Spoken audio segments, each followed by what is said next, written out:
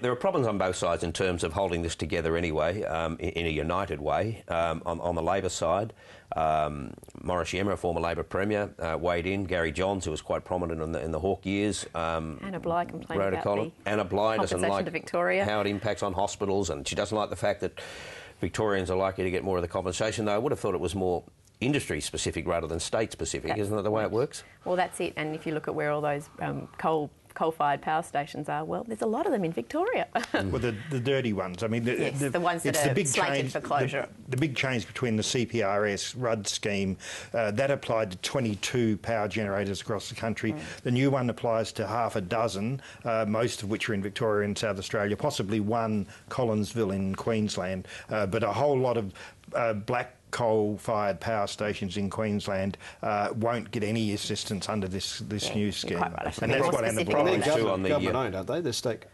No, they're corporatised. Corporatised, they're state government-owned, though. No, not problems on the other side of politics as well. Have a listen here with Tony Abbott was with Ted Baillieu, the Victorian Premier, during the week, with some questions were asked about the level of his support for Tony Abbott. Keep an eye on Tony Abbott's face. So you support every aspect of what the federal coalition's advocating on this matter? Well, I think, as I said, Tony's done a fantastic job drawing attention to these issues. That's unequivocal support. Sorry? That's unequivocal support for all that he's proposing. Well, you know, Tony can advance what he is proposing in detail, and I think the points he's been making have been good points. There you go. The generators are state-owned.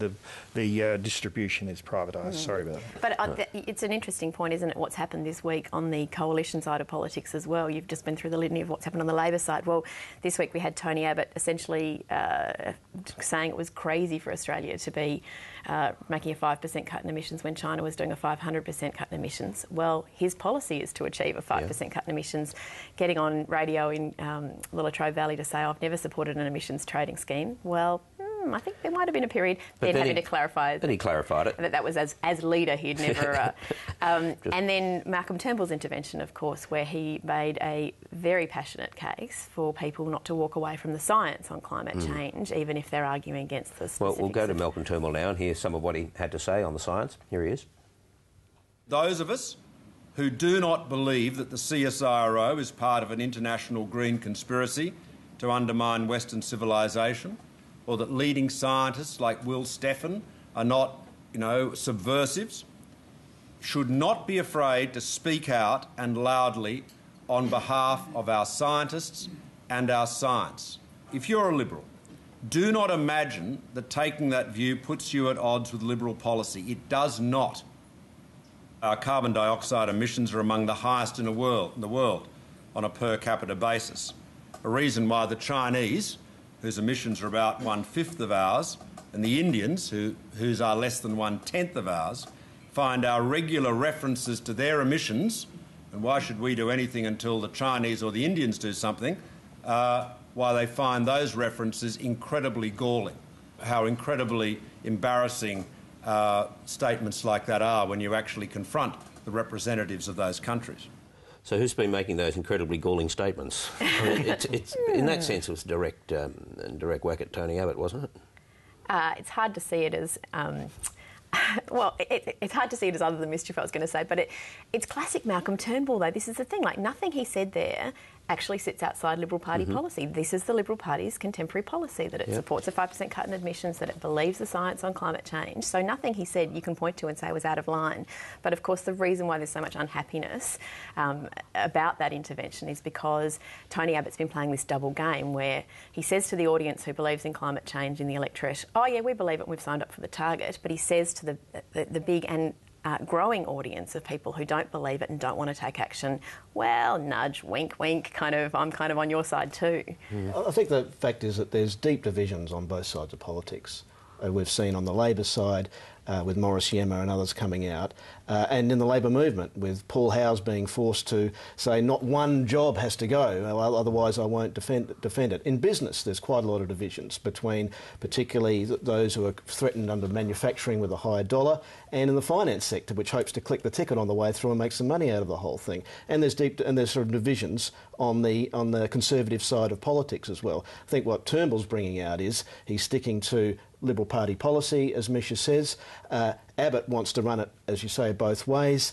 He's backing the 5% reduction target, but he's got a policy which he can really junk if it's shown that there's some question marks as we go forward over the science, or that it's clear that the rest of the world isn't actually moving forward, and which there is a genuine question mark about whether Australia's getting out too far in front. But he backs the 5% and then belittles it, ridicules it against one of the experience in China. One of the reasons why China's emissions are expanding so much is, of course, that we're going to export so much coal to them.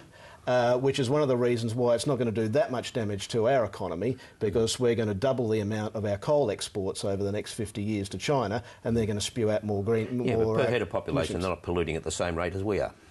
Well, that's largely because we're a large landmass with a small population, and we're a fossil fuel. Australia is going through the biggest investment boom in fossil fuels in our history, and we're trying to decarbonise the economy. This is a huge conflict. We're an economy based on coal and natural gas, and we're massively expanding our investment in coal and natural gas. Yeah. Now, there's the idea that we're going to decarbonise at the same time. There's a massive tension in that, which is coming out on both sides of politics. But back to Malcolm Turnbull, Dennis, and what he's doing there is look, he's entitled to say all of that. The question is, why does he feel the need to say it?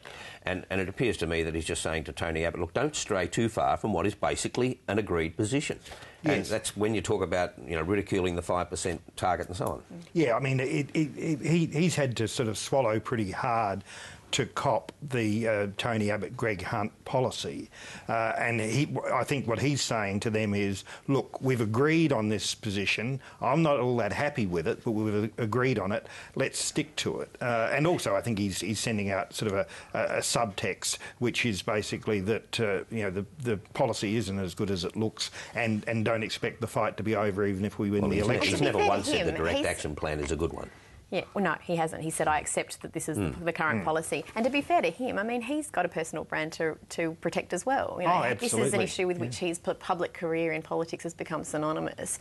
And he's got a thin line to walk as well about not being seen to kind of walk away from those principles either. And he's already invested so much in those principles. Well, he's the one person in either of the mainstream parties who has, in fact, had a consistent position over longer than 2 weeks. How odd. But if you listen to terribly old-fashioned. Greg Hunt as well, the opposition spokesman on this, he says very strongly that, backs the science, very strongly backs the scientists. He won't back Lord Monckton, and he very strongly backs the target, the 5% reduction, which is really a lot bigger than it sounds, because it's really more like a 25% cut on business as usual. So, someone who's right with Abbott on the policy, supposedly, says things that are not that dissimilar, really, to Turnbull, although he might say them with a little less angst. He was right with Malcolm Turnbull once too, you might remember. Absolutely. Yeah, and he keeps getting contradicted by Tony Abbott. So Greg Hunt told us last year that the great irony of the election result was that either side would be negotiating for Hazelwood or Yallourn to close or convert to gas. And then Tony Abbott goes out this week and says, oh, no.